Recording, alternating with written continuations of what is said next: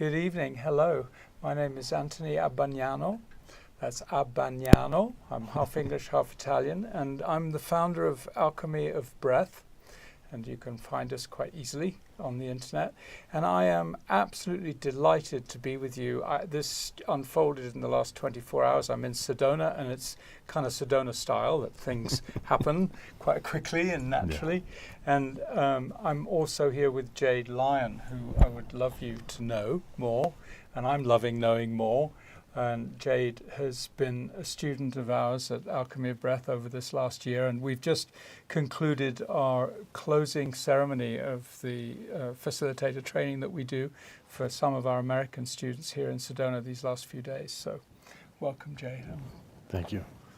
It's just such fun to be able to hang out and play. It's just such a beautiful synchronicity that we all ended up, here, and just the serendipity of the entire experience, and the last 9 days just getting to really drop in deeply with you and the breath, and just it's been a nice conclusion to this past year journey.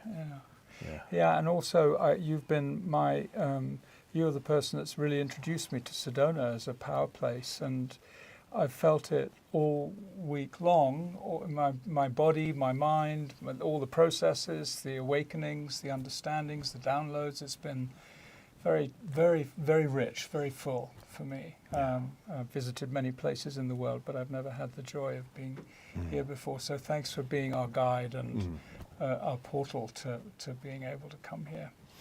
Yeah, it's definitely my pleasure. Love being here, love living here, love being a part of the community here, and then just grateful for the vortexes to have allowed me to stay for the past 5-6 years. So it's been it's kind of a tricky world to navigate, when there's this much energy kind of constantly around you. Yeah, and I notice that every day. Every day there are 3 or 4 things that happen that keep reminding me of how significant a place this is, and I can't imagine what it's like to have lived here for many years to be witnessing that and seeing people come and go. But today I wanted to grab this chance to introduce myself and to talk a little bit with Jade and you all, because you are welcome to ask questions, and we can do the best we can to meet them. And then later on in our session today, we're going to do a little breath practice, and Jade has brought his hand pan so we can create something hopefully beautiful, some kind of breath meditation for you. And I'm all about breath, right? I have had an academy teaching breathwork facilitators all around the world for about 12 years, and we have over 1,000 people facilitating Alchemy of Breath around the world.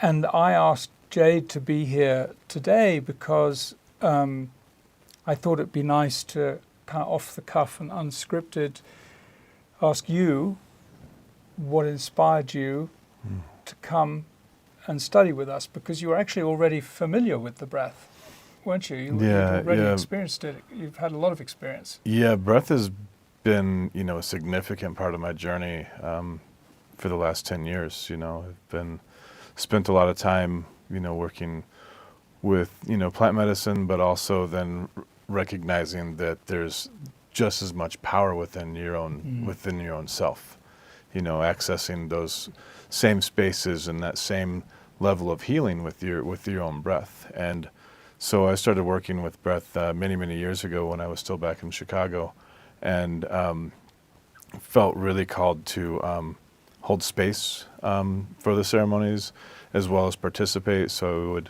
I would play musically along with them, or just be a space holder, or just sit in the ceremony itself. And recently, the past several years, my event productions, I've been including breath work in almost every large event that I do.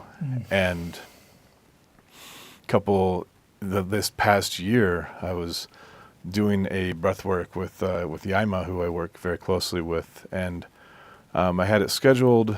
And there's a very specific way and reverence that I have for the breath. So when I have someone come in to lead or facilitate a breathwork ceremony, there has to be a very specific container and a softness that especially with working with the live music, and just an awareness. And I was really struggling to find someone to hold that space. And I just kind of sat down and meditated with it, and I was like, well, why is there so much resistance? Am I not supposed to do this event? And what I got really strongly from Spirit was just that the difficulty is because it was supposed to be me. Supposed to be me. And there had been a long time, my journey as a DJ and musician, it's an interesting thing because I've always been just like, I'm not someone that is shy about being on a stage, but when you give me a microphone, there was always like a deep level of resistance to that, and a deep, fear almost. And so there was this opportunity, I think, within recognizing that, yes, this is something that I need to be working with. It felt so deeply within me that, as closely as I've worked with the breath for all these years, it just felt like as soon as I acknowledged that within me, it just opened up this kind of part of my dharma that was really, really deeply present and always was there, but just kind of felt very dormant.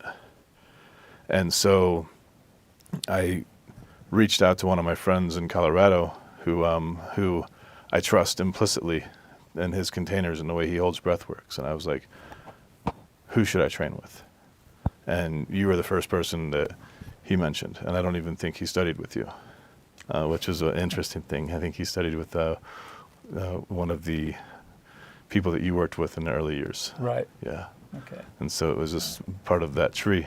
And so I quickly went online and did the research, and and for me, the breath is sacred, and I didn't want to go into a weekend workshop and be able to come out and say I was certified. Yeah. I wanted to be able to kind of go on this journey, this deeper journey.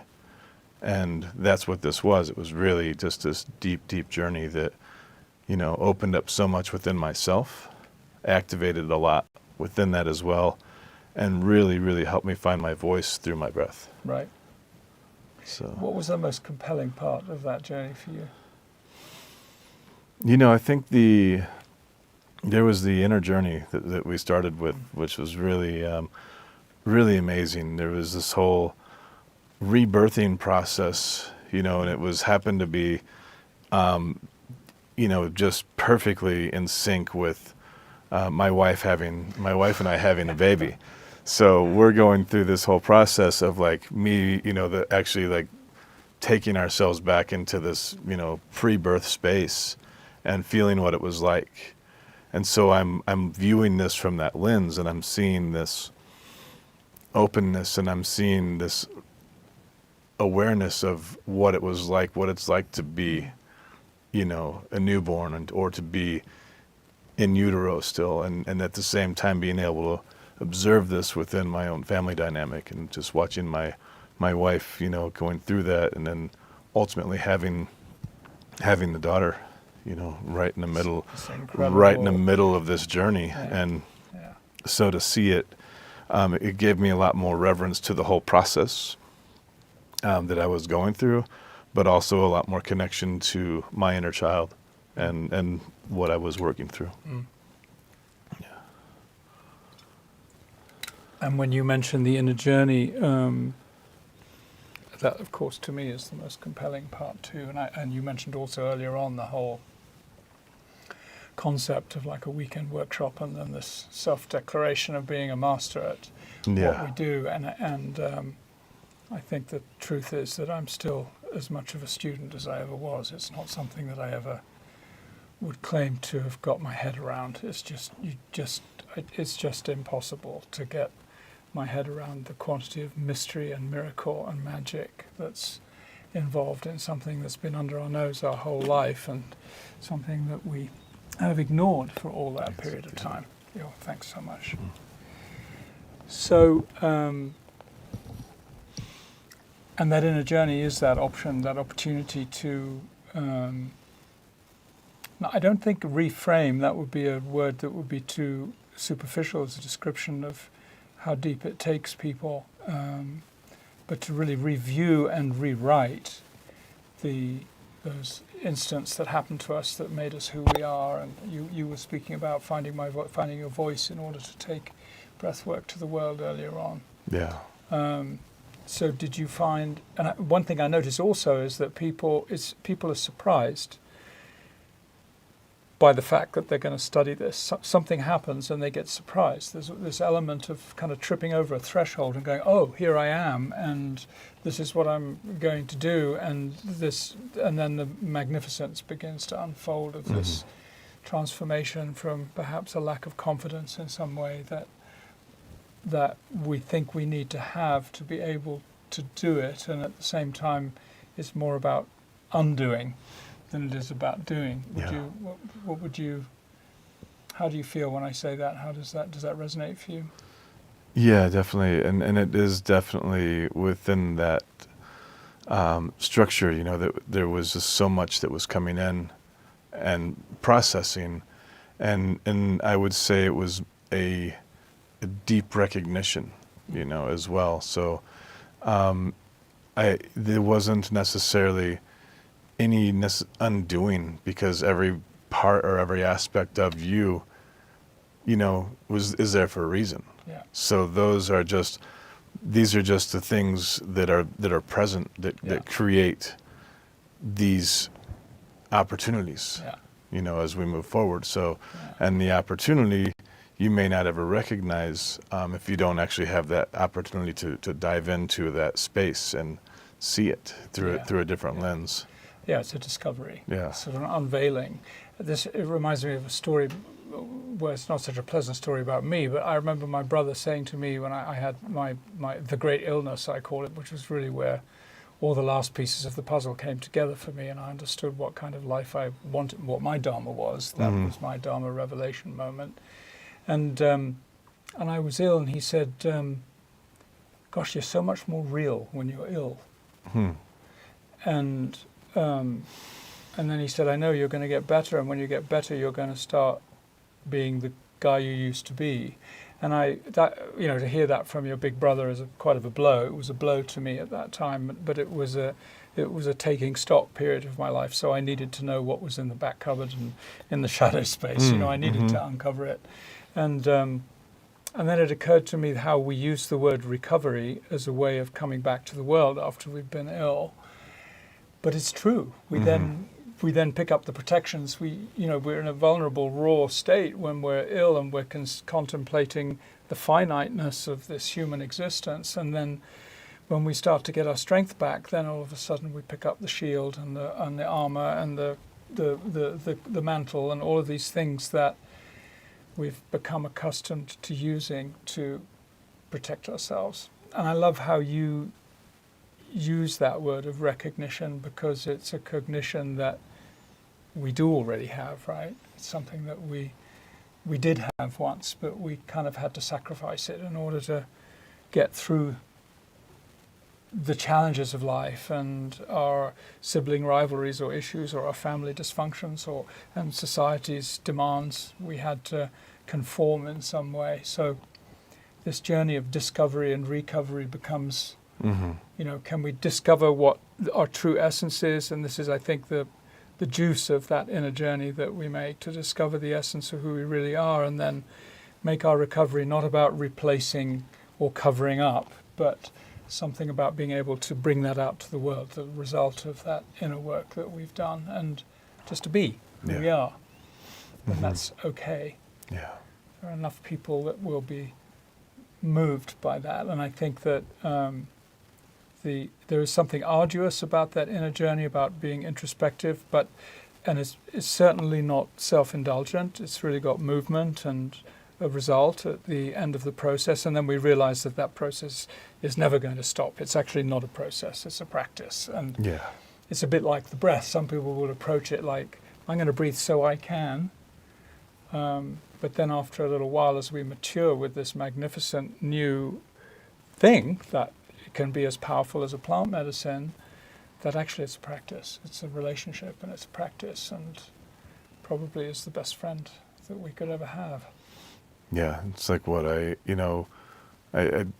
generally, when I while I'm doing the ceremony or breathwork session, I don't have a whole lot scripted, and something came through at the end of the one we did this past Friday with Yaima performing live, and it was just just that breath. This is our constant companion. It's been with us from the very first second we came out of the womb, and will be with us until our last breath. It's the first and the last thing that we'll ever do. Yeah. So we got a question. Can you give me an example of that? A story that comes to mind? Of? What you were actually talking about there a second ago? Yeah, I can, actually. I was thinking about saying it anyway, so thank you for asking that. We're obviously connected in some way. Thank you for asking that question. It's a very simple story, and it's very sweet, and it was actually recounted by a man called Colin Tipping, and he wrote a book called Radical Forgiveness. And it's a story of a young couple that have a 3-year-old daughter, and they have a second child that they go to the hospital to deliver. And after the birth, they come home, and the daughter, the 3-year-old, says, can I talk to the baby? I want to connect with the baby. And they said, sure, of course you can. Here she is. And she said, no, I want to talk to her on my own. And so they kind of put her in her crib, and they left the door open a little bit so they could just make sure all was good. And the elder child went up to the crib, and she said, baby, tell me about God, because I'm beginning to forget. And I think that's the recognition that is available to us. It reminds me of my first time that I ever discovered the value of the breath, and I was born in England. I'm half Italian, but I was born in England, and I was raised in a very strict British, mainstream boarding school, one of the oldest boarding schools in the world, and it was miserable. I mean, I was just absolutely unhappy. I'd been moved away from my family at the age of 7, and I was just a bit of a wreck. I couldn't figure out why life needed to be this harsh or this cruel. And then I was about 8 or 9, somewhere in there, I can't remember, and a kid came up to me with a paper bag, and he asked me to breathe in it. He said, take 20 deep breaths into this bag. And he stood behind me, and then he put his arms around my chest, and he squeezed, as he said, now do your last exhale. And he squeezed my chest, and he just let me slide down to the ground. And I think that was the moment that I knew it was going to be okay. It was, we say seeing stars. I saw stars, which would be a cliche, but I saw much more than stars. I knew. I recognized my original knowing that I mentioned in that other story. I recognized that this human mess that we create is not real. The experience I had in that breath state was real. And my experience with the breath is that the more we become intimate with it, then the more it uplifts us and awakens us and creates a permanent state of awareness that we don't have to take another pill to have, because we're breathing anyway. So that's, I think, the beauty of it is that, and it's not just about sessions. It's not just about having a session and getting high. It's about how can I, first of all, surrender to let the monkey mind slow down. How can I use my will to breathe and still be able to soften and surrender in order to receive? And then how do I bring that back? And that's my passion, is helping people understand how to bring that back. And it's a bit like Joseph Campbell's hero's journey, that we can find the treasure. We have to go through our resistance and our challenges, and we go into a breath session. I don't really want to breathe. I got a sore throat, and I know when but there comes a point where the body breathes you, and then we can celebrate this arrival at some complete awakening. It's a completely different realm of understanding with which we are completely participatory, because it's happening because we're breathing. If we stop breathing, it will go away. So we can modulate, we can come closer to it, we can slow down, but then we come out of the experience, and that's really where the last half of that hero's journey happens, is how do I bring this magical awareness that I might have had, or this pivotal moment that is going to change my whole life direction, how am I going to make that work in real life? And so those first instances for people who first come to breath, it can be fantastic in the real sense of the word. Fantasy, fantastic, just massive, magnificent. And then when we keep doing it, we understand that, yeah, this isn't just a peak experience. It's really about linking these together and developing intimacy with my breath in every way that I can, not just because I'm sitting down and I've got a superb facilitator who's an incredible musician who's going to create a wonderful atmosphere for me to have this experience. It's also because I'm learning to love the breath and understand how fortunate I am to be gifted with it. And actually the truth is that we're not gifted with the breath. We're lent the breath. You know, every one we take, we have to give back. So there's something very beautiful about not being able to own this thing, continually having to let go and not be attached to what I can gain from it, and at the same time receiving the hugeness of it as this quality of presence that it grants us.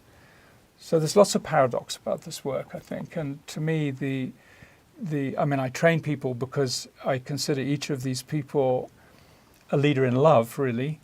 I know that in that last breath of my life, I'm going to measure my life in terms of how much I loved and how much I let myself be loved. And meanwhile, we go through this rather dense human experience, and we've got trillions of reasons to forget that. We don't even breathe with consciousness usually. But if we're going to make our journey to that, then when I see these facilitators come through this arduous, rigorous training and come out into the world and spread their human beauty and give other people this sense of possibility that even in the most dark corner of your psychic room, in the darkest night of your soul, when you meet those most threatening life challenges and huge stresses, there's a choice you've still got, and that's to breathe. And we need teachers out there in the world reminding people of that, because that gives us power. And I love the idea of empowering people to empower people. That's really the first half of our vision statement at Alchemy, is that we want to empower people to empower people. And we also have another little mantra in our family, in our community, which is about 10 to the power of 9. And that means that if I can get 10 people to breathe, and they can get 10 other people to breathe, and we can do that 9 times, we've reached a tipping point in this human world. We've reached 1 billion people. And if we can inspire people, bring in spirit, if we can inspire people to make conscious choices, and we get 1 billion people to do it, that tipping point means that everyone else is going to do it too. And that's really my dream. That's what wakes me up in the morning and gets me hopping. The idea of another Jade coming, or another Jade is interested to be helped to break through that confidence barrier. How can we help you do that authentically, not with fakeness, with authenticity, and not in a weekend? So there is a caution in there when I say that. Be cautious, because people do self-declare as prophets and as world leaders and as wisdom keepers. But there's a tiny, fine, almost invisible line between the shaman and the charlatan. And, you know, there's a lot of charlatanism out there, and people, even innocently, can create spaces that they can't hold or they can't manage. I think we've seen that in the plant medicine world as well. Yeah, that's we were having that conversation earlier, and it was just like, you know, it's not that there's any malicious intent. You know, you go into these weekend-long ceremonies and you get these extraordinarily impactful downloads and these visions that you want. Your instinct is, I want to share this with the world.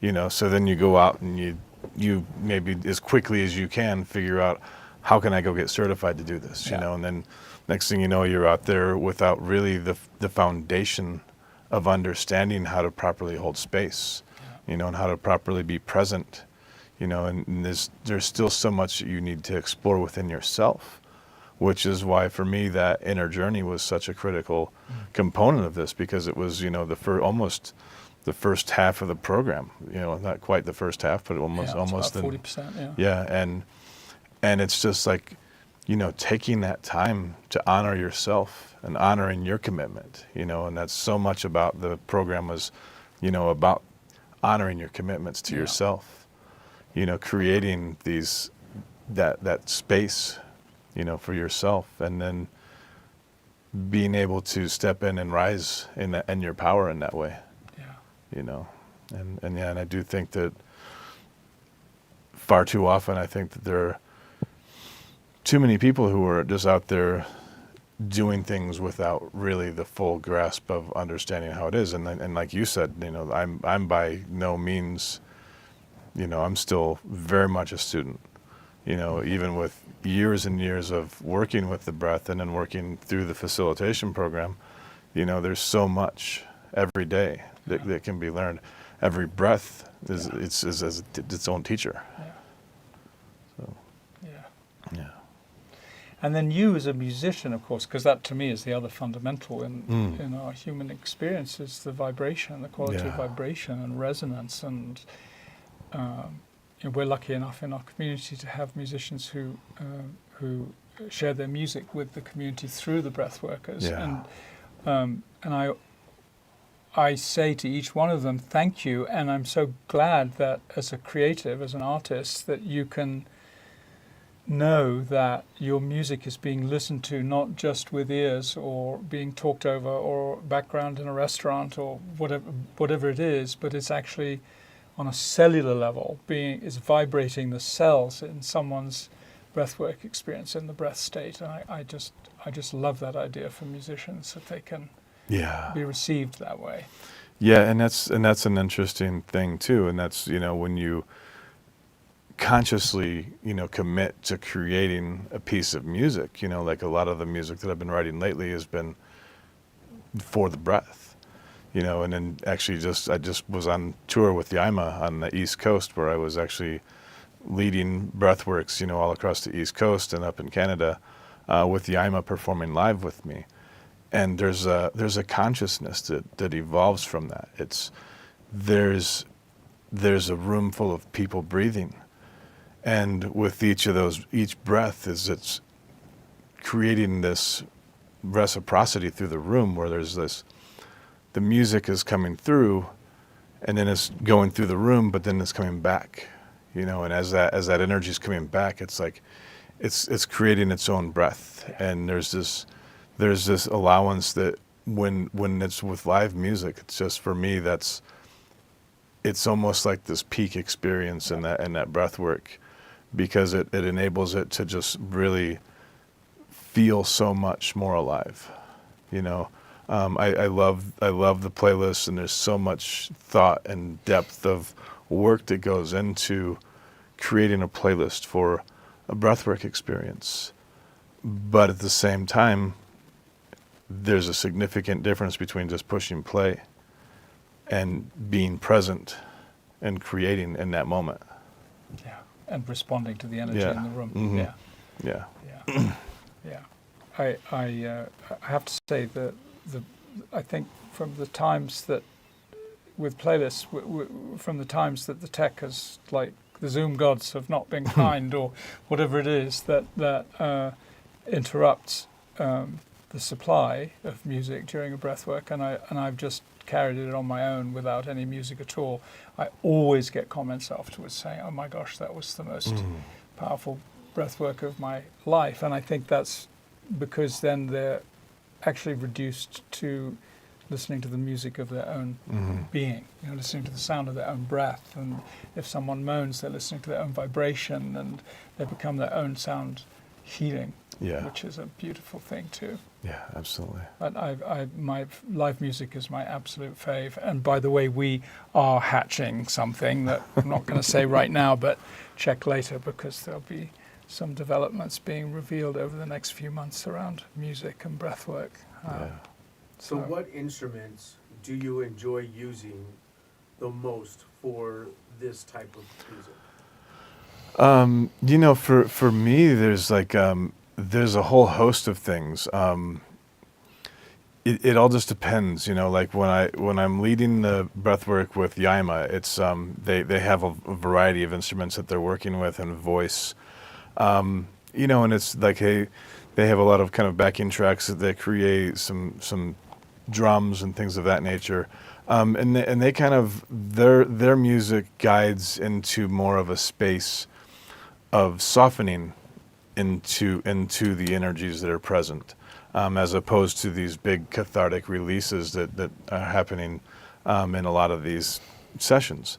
And there's a time and a place for that. And I also, there's also times when we'll be working with different musicians, and maybe we go with a much more shamanic approach, and we're using like the live drums and the didgeridoo and the shakers, and it becomes a very shamanic kind of feeling. And we've got the vocalists that are doing chanting and just kind of like driving that and feeding that energy, and that becomes a much more intense experience. So it really depends on the experience that you want to create, and just understanding the nature of those instruments. If you want it to be a peaceful journey, you're not going to come out there and just start blasting a didgeridoo and just trying to blast people wide open, because that's you're counterintuitive to what you're trying to do. If you want a soft kind of approach to the breath, the hand pans, very melodic strings, ambient pads, things in the background. You can still have drums in there to kind of guide that rhythm to keep people in tuned and entrained with their breath. But the softness and that is kind of key. And then there again, the opposite would be if you want to have an intense experience, then that would open up for a little bit more of an intense musical experience. Yeah, for sure. That's also my experience, and I've also studied sound healing, and I've played with like chakra breathwork. So starting off with something really meaty and beefy and rhythmic and percussive, and then moving up to something really very ethereal. But there is a usual dynamic in these breathworks. I would say the classic dynamic would be to have a peak, even if it's a very mild one, somewhere between half and two-thirds of the way through. That helps breathers know that kind of where they are on the journey, because you do lose sense of time. You can, I did your breath work last week and I felt like 10 minutes. I thought, come on. You can't get away with 10 minutes. You've got to have more than that. And it was 90 minutes. And it was 90 minutes, yeah exactly. Yeah. I think one thing that's important, especially for any of you that have not met the breath, or people who come to breath work and are disappointed, because that's also possible, right? There are a couple of key things I would say, no matter who is going to be facilitating your experiences, to understand the distinction between expectation and expectancy.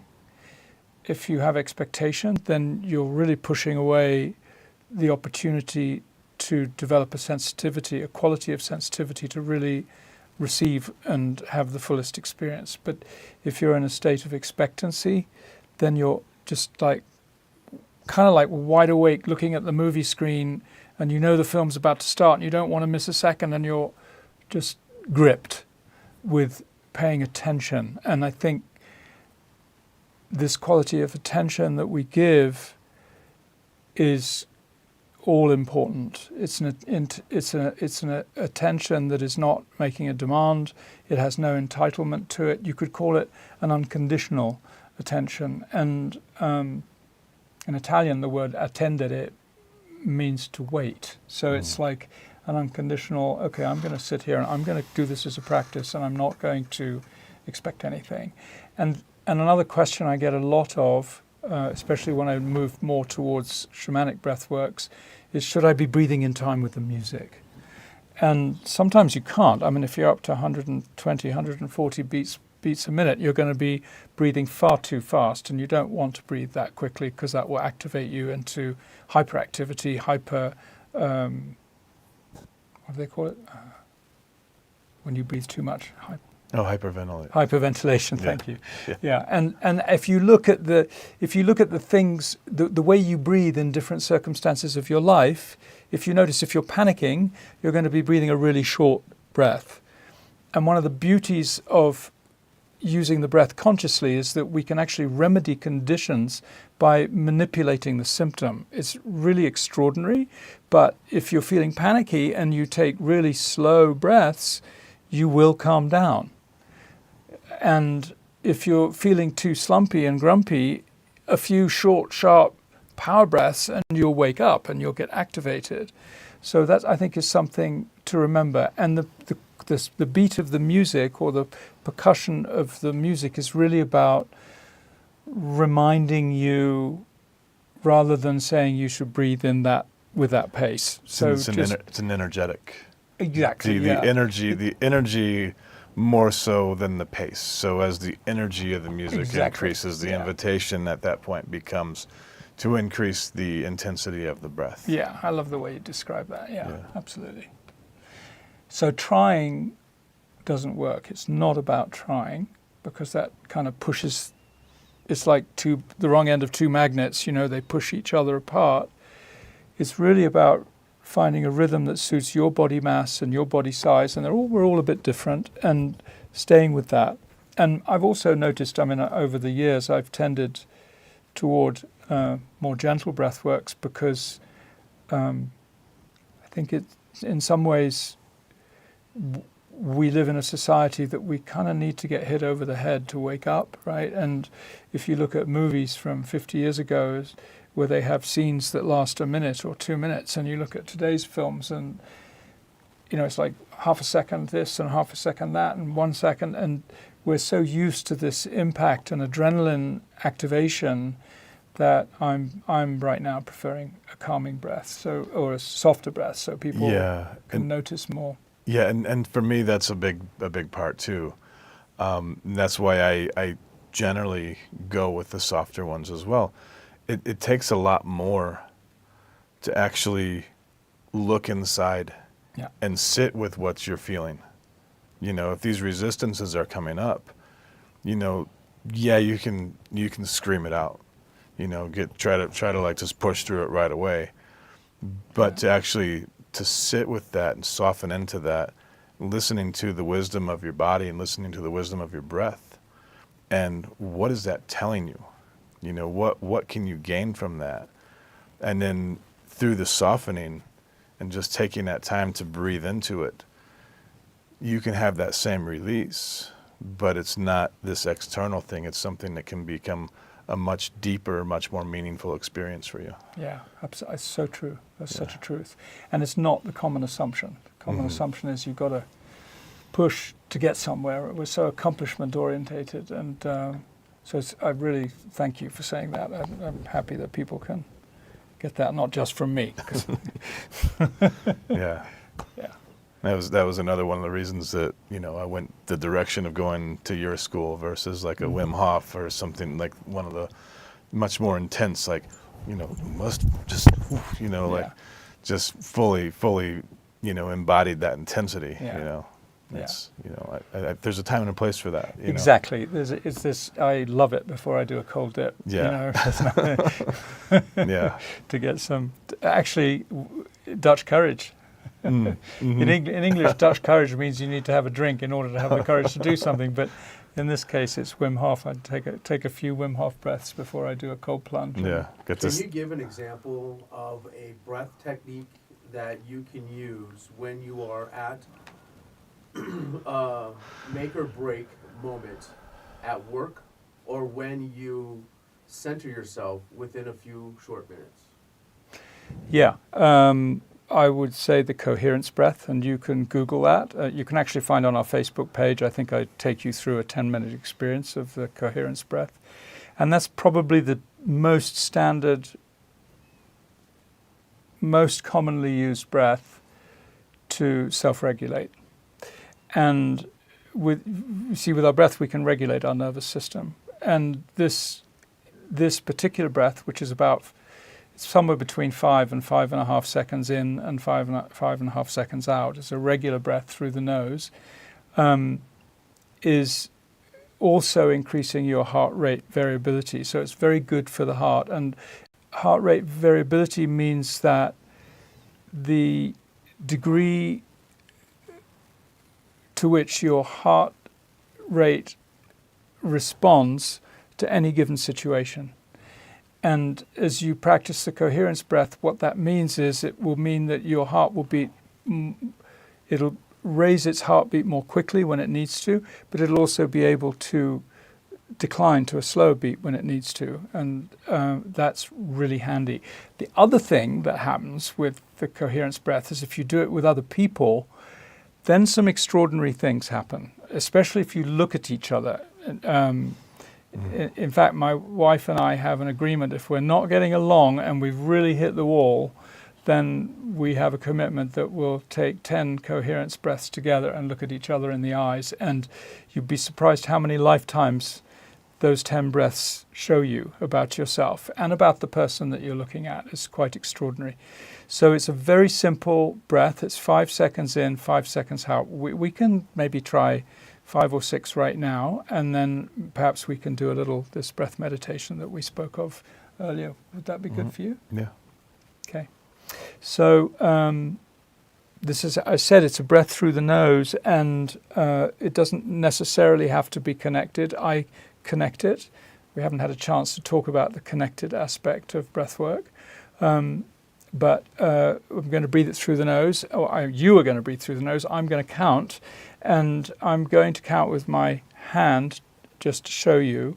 And I just want you to know before you start that it's quite likely when you begin that as I count to 5 on your inhale that you've filled up by the count of 3, or you're half full when I've reached 5. And then I'm going to say an exhale, 1, 2, 3, 4, 5. And then you're going to go, oh gosh, I exhaled in 1 sec. So it takes a little while to get into this habit. So don't expect from yourself that you get it perfect.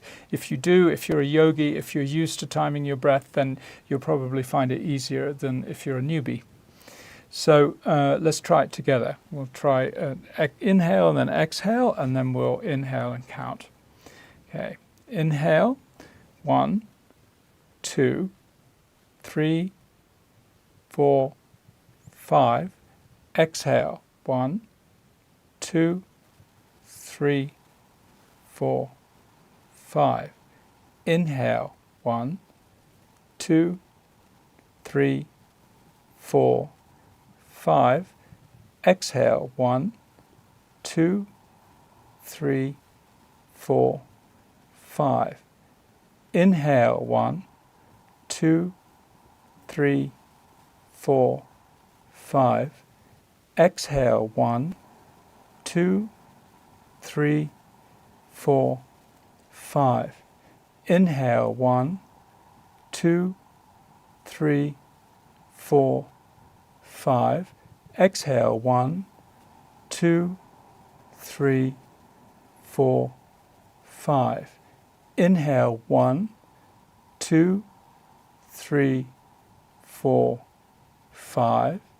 Exhale, 1, 2, 3, 4, 5. Last round. Inhale, 1, 2, 3, 4, 5. And exhale, relax.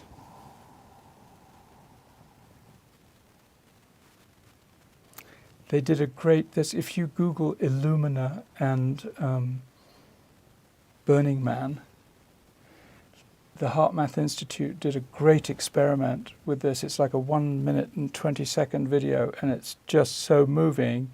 They have this wonderful construction in the middle of lights, like a whole skeleton, structure with lights all over it. And they have, the HeartMath Institute has a little gizmo that you put on your ear, and it measures your heart rate variability, amongst other things.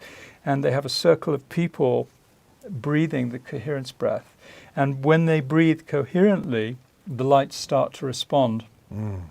It's a wonderful art piece. It's just fantastic. So go Google Illumina and Burning Man, and then you'll get a chance to see it. It's a great experience. And another question, can breath work help people overcome anxiety? Well, actually, Oh, addictions. I'm sorry. yeah, I believe absolutely it can. Yeah, we work with a lot of addictions, including my own, to breath work. Yeah, we work with addictions a lot, and there's something about the connection that we achieve with breath work, and we breathe a conscious connected breath, which we're going to be doing next for the exercise together. And that connection is a physical thing, but it's also metaphysical, and it's also a metaphor for how we live our life. And for those of us that have sought out addictive behaviors because of our need to connect, this really becomes a direct way to bring some ease. And we're now opening the doorway to the conversation about trauma, and I just want to offer my empathy to anyone who suffers from addiction, because I know what it's like. I've been there, and there is hope. And I've known people who've been addicted to alcohol or drugs, and then we can transfer our addictions quite easily to other things like going to the gym or making money or sex or something else. But I think that if we can transfer our addiction to the breath, then it's a healthy one. And I'm still speaking at a superficial level, because if we open the trap door to trauma, then you need to come closer to us to talk more about it, because it's such a big subject. But really, my wish is not to my own wish, and what I teach my students is that there's a distinction between relief and resolution. And one of the issues with addiction is that we settle for relief. One of the principles of alchemy, and one of the things that we learn to do, and we get tremendous support from our co-students and mentors and trainers and myself as well, is that we actually need to sit in the darkness that we fear most. In fact, as Joseph Campbell said, the treasure you seek lies in the cave you fear most. So we need to develop the courage to be able to be with the feelings that chase us, and then we discover very quickly that they're not as dramatic or not as threatening as we believe them to be. And when we do that, you know how when you're in a cave and after a while, when in a dark room, you can begin to sense shapes and shadows, and that's when the transformation can begin.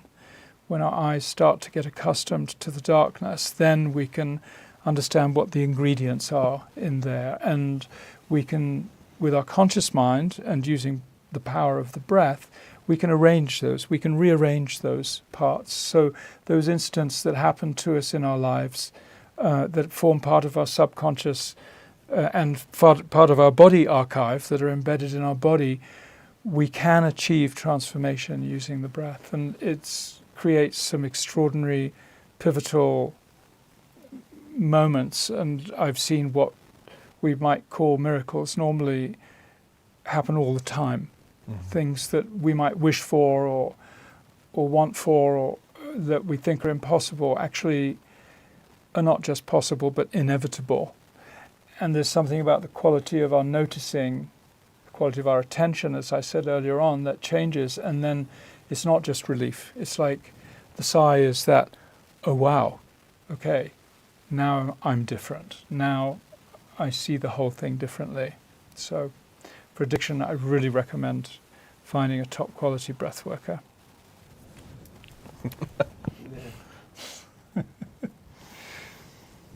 Yeah. So should we try a little 10-minute breath work together? Sure. Yeah. Okay. Cool. That sounds good. While you set up, I'll just explain a few things. We're going to do this through the nose because I don't want to activate you too much. There's a whole spiel that I would wish to give you about this, but in short, if you have any strong medical conditions, you're well advised to talk to a medical practitioner before doing breathwork as a practice. So please take that as an emphatic message and a disclaimer, because you're going to be doing the breathing, not me. And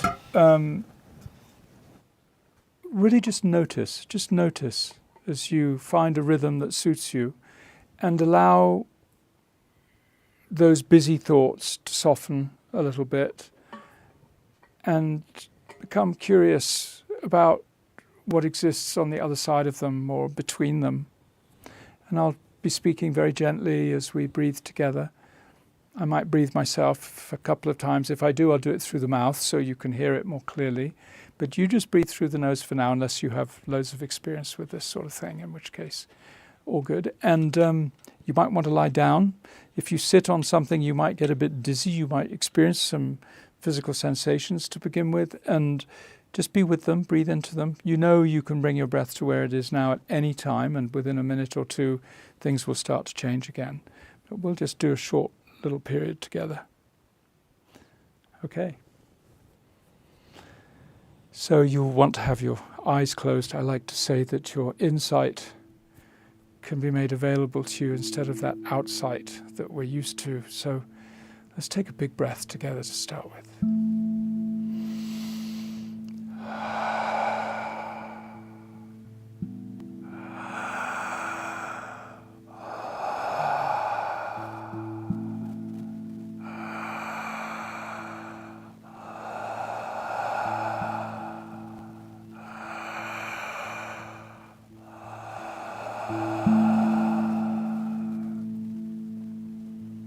Noticing any dryness in the throat and swallowing if you need to, and coming back to your rhythm.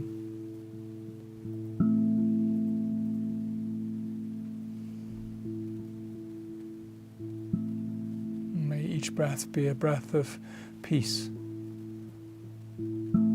Each exhale a letting go.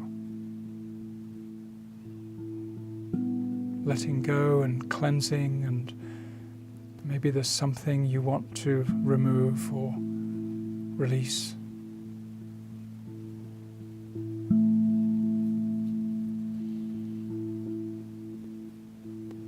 Notice how your exhale can just pour out like emptying a glass. And notice if there's a sound that comes with it. As you inhale, that's when you use your will. Your will to live comes from your inhale. You may imagine that first breath you ever took, that grasp of the hugeness of life. And you're joining your breaths, connecting them, so you're never pausing, always in or out. In and out.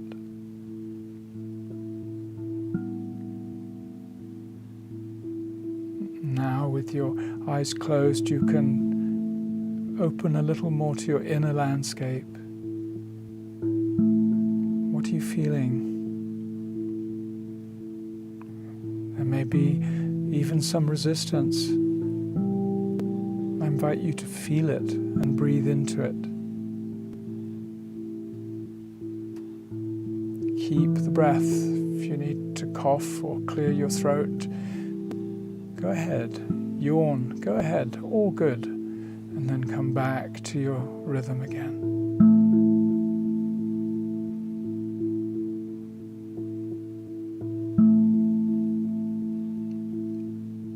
You see, each breath is a breath of spirit.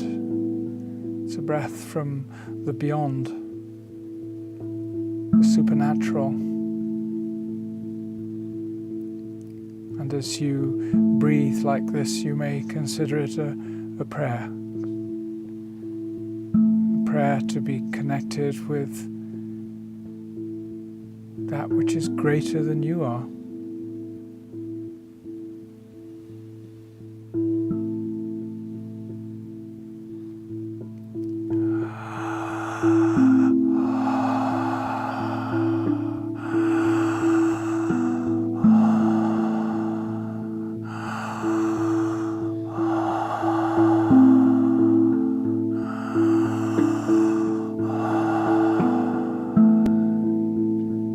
technique, just filling and emptying.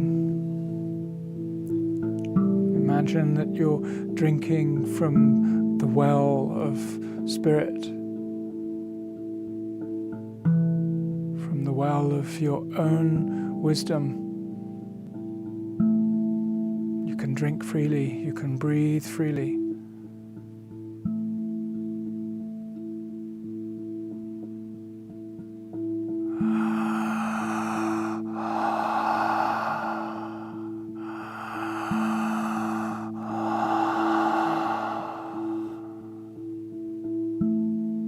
As you turn inwards, notice, open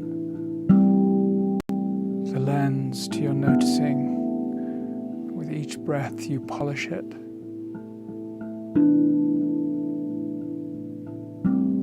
Is there a trembling? How does this energy show up in your body as you breathe?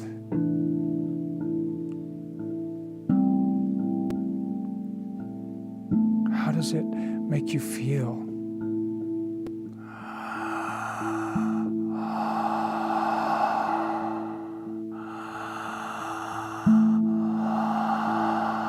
And whatever that feeling is, bring it to your breath, join them. For they've likely been separate for many years. This is your practice, to breathe and connect. Connect your breath and connect to everything.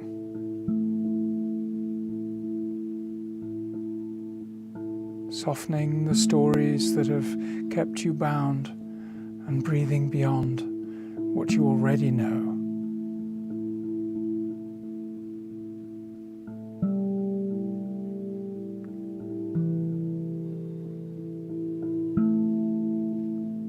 I make myself available to receive this gift and to release it and let go of it again. With each breath, I practice the art of life and death, being born and moving on.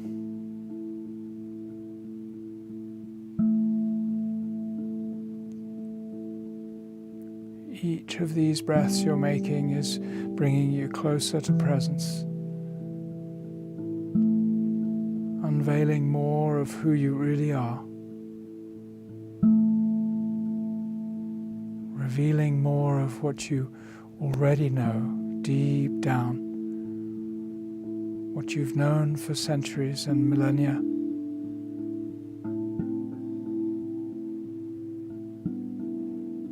You are breathing into the channel. You are becoming the channel.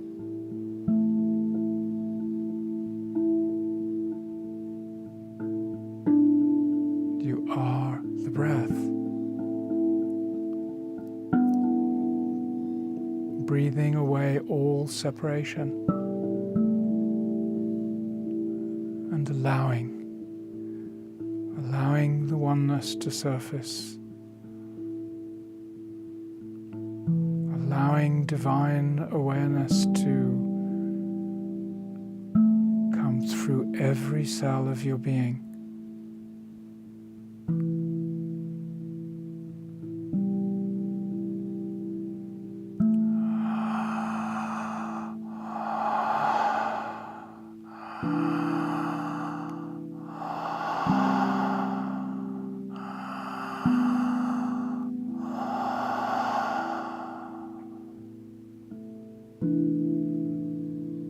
Recognize each breath as a blessing.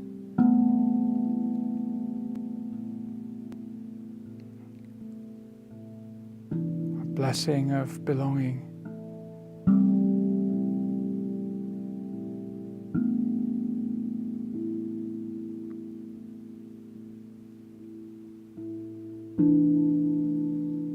A blessing of unconditional love.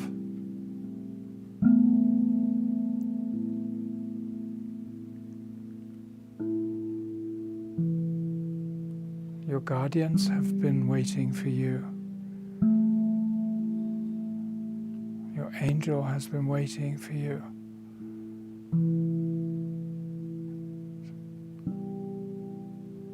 So breathe and nourish your trust.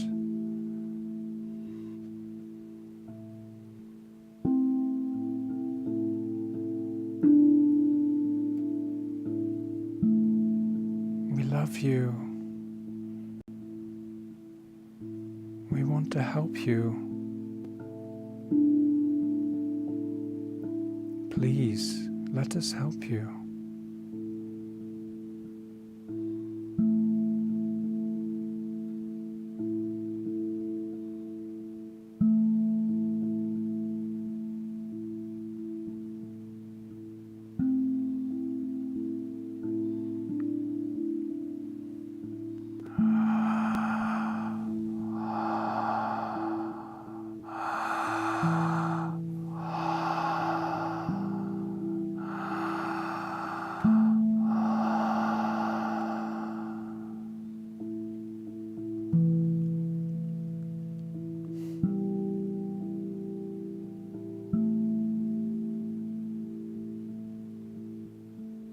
Be blessed.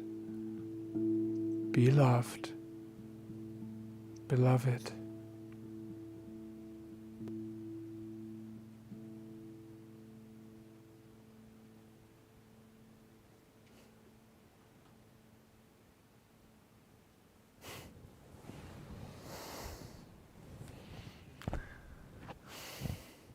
And now when you're ready, you can just let your breath go back to normal again, and maybe explore ever so gently opening your eyes and stretching back into the space around you, to the outspace, the outside again.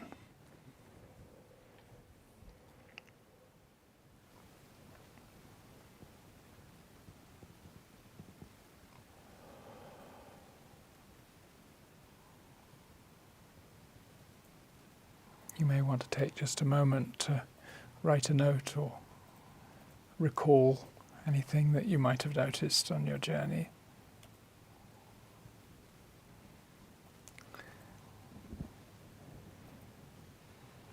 And now you'll need to be a little cautious about standing up in case you feel a little wobbly. And drinking water is a great idea. Especially if you're in a desert. Especially if desert water is that much more precious.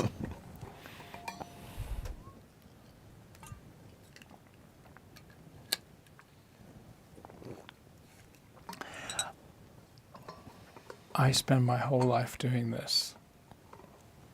I mean, I used to work in construction when I lived in America as an 18-year-old, and then I went to England and I kind of became a de facto architect. I never got the qualification, but I loved restoring old buildings and built a business that way, and I thought I was really successful, and I was so empty and so deeply wounded, and I never knew how to tend to my wounds, how to lick my own wounds, and this work has completely changed my life.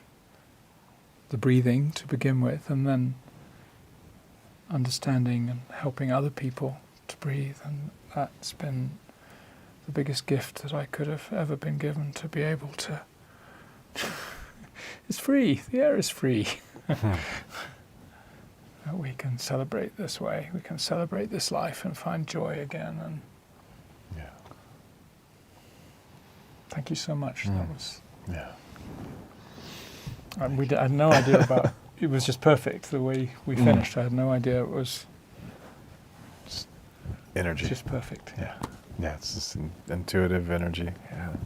So would the two of you like to explain what's the best way to get a hold of you, or anything to share, promote, or your website, or any of that kind of stuff? This is right down there. Have I got the wrong side? Is it that side? Yeah, I don't know. Yeah, right. I had it right. Okay, it's down there. You can see alchemyofbreath.com. We do breathworks online, and you can join us on Sundays.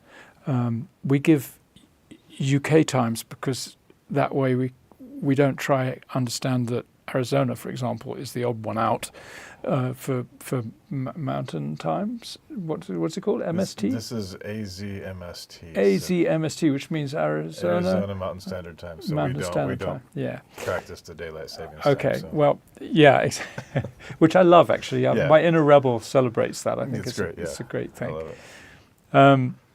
You can join us. We breathe for you folks in America. It's 5 p.m. UK time, which is I think right now about 8 a.m. in Los Angeles. And for those of you in Europe, we also do a breathwork at 9:30 a.m. And I'm very fortunate to be doing it myself right now. I do it with my wife, Amy. We have loads of facilitators that we're now talking to, and we're picking the very best that we can bring to you on Sundays as well. But for right now, I'm doing it with Amy, and we do it to a theme. You choose what we select, and we have a little kind of Dharma talk first for 10 minutes, and then we go into a half-hour breath work. So that's really a great way to come closer. And I should be saying come and train and all of those things, but just start that way and know that I really want to reach into that part of you that feels the least confident, and to reassure you that we've walked many people down this path, and it's all about support and encouraging you to understand that there's nothing you need to gain in order to have the confidence to help other people do this work. There might be things that you need to reveal to yourself that already exist, but it's nothing out there. It's all in you. And one of our mottos is that we can change our world from inside out. So if you feel called in any way at all, you probably are, if this has resonated for you or struck you in some way, and then come to that Sunday breath work and come closer to the community. There are several hundred of us that breathe every Sunday together. We call it Breathe the World. So join us for that. I think that's the simplest way to welcome you closer. And how about you? Yeah, and if you're interested in either online or in-person sessions, if you happen to be here in Sedona, I do Zoom sessions. We can do some with a little bit of live music or with playlists. Just depends on the situation and the timing. But I have an office here in Sedona that I do practice out of, and I'm able to do both online and in-person sessions. And I'm in West Sedona, and you can just reach out via email, and that's jade@projectmanifest.org, projectmanifest.org. How cool is that? Yeah. I really want to thank you for introducing me to John at the studio, and how this unfolded is just magical and a delight. So yeah, it was really, really nice just to kind of like drop in like this. It's like a really good closing to to the breath. I guess the breath camp. I guess it's been we've been kind of holding space with that for the last like 10 days now. So it's been a really intensive grounding, and for me particularly, I just got back from 6 weeks of tour, had one day off, and then jumped straight into the breath camp. So it was like, you've been going flat out for months. We covered about 14,000 miles in 6 weeks, and I think 23 cities. So wow. Yeah. Well, bless Yaima for her spirit, for their spirit, and how they've brought just so much beauty to the world with their work. It's exceptional. And you, and also dear John Dumas, an old friend from Bali that I bumped into at the Chocolate Tree, and just this place is humming and buzzing. So I'd connect with this representative, this pillar of Sedona energy, if I were you, if you can. And look out for these two faces on the same screen again. I think that will probably be happening. So. Yeah, I think that was, something that really came in clear, and to me it was like, the alchemy of breath, it's everything about it just felt like a family to me from the very beginning. So I've just been so blessed and honored to be a part of it, and just to be on this journey with you, and just, just still in just so much appreciation for what you have brought to the world. Yeah. You know, and just happy to be able to be a part of that and share that as well now. Thank you. Yeah. Thank you.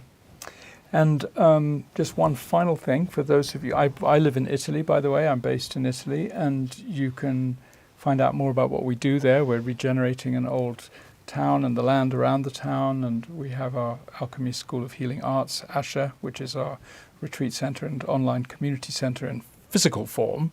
And if you go to asha.global, that's ASHA.global, you can find out what we're up to. And maybe you want to get involved in some way, who knows. But you can always click on the website. You can reach us either way, either through Alchemy or through asha.global. I have a feeling you'll be seeing me there soon too. Yeah, I hope so. We just finished the olive picking a few days ago, and there's lots going on. So always there's lots going on there. Well, many blessings. Thank you so much, and it's been a joy. And many blessings to you for coming and joining us live. And those of you that will get to see us later, stay close, come closer. We'd love to be closer with you. Thank you.